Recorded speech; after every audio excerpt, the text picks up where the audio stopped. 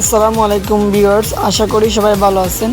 Viewers, আজকে আমি আপনাদের সাথে শেয়ার করব আপনার মোবাইলে গুরুত্বপূর্ণ একটি সেটিংস বা গুরুত্বপূর্ণ একটি সমস্যার কথা।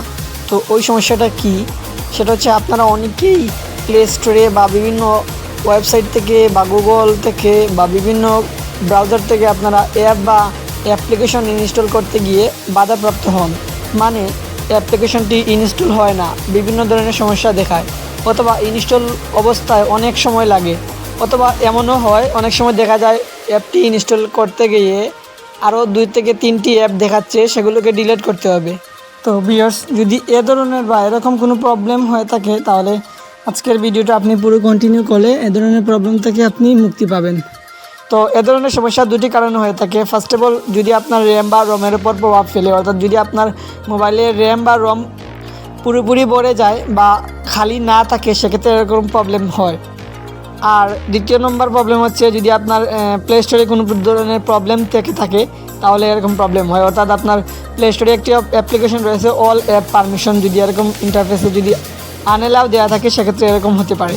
সো আপনাদের দেখিয়ে দিচ্ছি, যদি আপনার র্যাম বা রম খালি না থাকে, অথবা যদি এরকম কোনো সমস্যা দেখায়, অনেকের দেখায় যে অ্যাপটি ইনস্টল করতে হলে আরও 2 থেকে 3টি অ্যাপ আনইনস্টল করতে হয় বা ডিলিট করতে হয়। এ ধরনের প্রবলেম যদি হয়ে থাকে, আজকের ভিডিওটা অর্থাৎ এই সেটিংসটা আপনি করিয়ে নিন। 100% গ্যারান্টিতে বলতে পারি আপনার এরকম প্রবলেম হবে না। তো সেটিংসটা কি, সেটা হচ্ছে আপনি আপনার মোবাইলের সেটিংস অপশনটা ওপেন করবেন, ঠিক আছে। তো সেটিংস অপশনটা ওপেন করার পর কিন্তু এরকম একটা ইন্টারফেস শো করবে। যেহেতু আমার মোবাইল ভিভো Y12, সেক্ষেত্রে এরকম একটা ইন্টারফেস শো করতেছে। সো এখানে আরেকটা কথা বলে রাখি, মোবাইলের কোম্পানি এবং মডেল ভেবে বিভিন্ন ইন্টারফেস শো করলেও প্রায় সিমিলার আপনারা পেয়ে যাবেন। আর যদি না পান, অর্থাৎ আমি যে অপশনটা এই মুহূর্তে ওপেন করব বা যে অপশনে এই মুহূর্তে আমি চলে যাব, ওই অপশনটা যদি আপনারা না পান, তাহলে আপনারা ওই সার্চ অপশনে লিখলেই পেয়ে যাবেন। তো এখান থেকে আপনারা যে কাজটু করবেন, আপনারা আপনাদের অ্যাপস অ্যান্ড নোটিফিকেশন যে অপশন আছে এটার উপর ট্যাপ করবেন। আপনাদের অন্যভাবে দেখাতে পারে, অর্থাৎ আপনি আপনার অ্যাপস অপশনে আসবেন, ঠিক আছে। অল অ্যাপস যেখানে থাকে ওই অপশনে আসবেন। তো আপনারা দেখতে পাচ্ছেন এখানে আমার অল অ্যাপস রয়েছে। সো আমি এই অপশনে আসলাম, আসার পর এখানে সি অল অপশনে ক্লিক করব। সো সি অল অপশনে ক্লিক করলাম। তো ক্লিক করার পর এখানে আপনারা একটু লক্ষ্য করেন, এখানে কিন্তু ক্রোমো 196 MB নিয়ে নিছে, ঠিক আছে। 196 MB ক্রোমো যুক্ত করে নিয়েছে। তো এভাবে আপনারা দেখতে পাচ্ছেন এখানে, অর্থাৎ অ্যাপের সাইজ থেকে এখানে এমবি কিন্তু বেশি নিয়ে নিচ্ছে, ঠিক আছে। তো এখান থেকে যদি আপনারা অ্যাপের সাইজ থেকে বা এমবি এখান থেকে কমিয়ে নেন, সেক্ষেত্রে কিন্তু আপনার যে উপকার হবে সেটা হচ্ছে আপনার র্যাম বা রম খালি হবে, ঠিক আছে। সো এক্সাম্পল হিসাবে আমি আপনাদের একটি দেখিয়ে দিব, আপনারা প্রত্যেকটা এখান থেকে করে নেবেন। সো আমি এখান থেকে ম্যাপস যেটা রয়েছে এটার উপর ট্যাপ করলাম। সো এখান থেকে আপনারা অলরেডি একটু লক্ষ্য করেন, এখানে কিন্তু প্রায় 400 MB 390 MB use internal storage. So আপনারা বুঝতে পারছেন এখানে কিন্তু 390 MB শুধু এই ম্যাপসে নিচে আমার মেমোরির রম বা র্যামের। সো আমি এটার উপর ট্যাপ করলাম। ট্যাপ করার পর এখানে আপনারা দেখতে পাচ্ছেন ক্লিয়ার চিজ নামে একটা অপশন আছে, আমি এটার উপর ট্যাপ করব।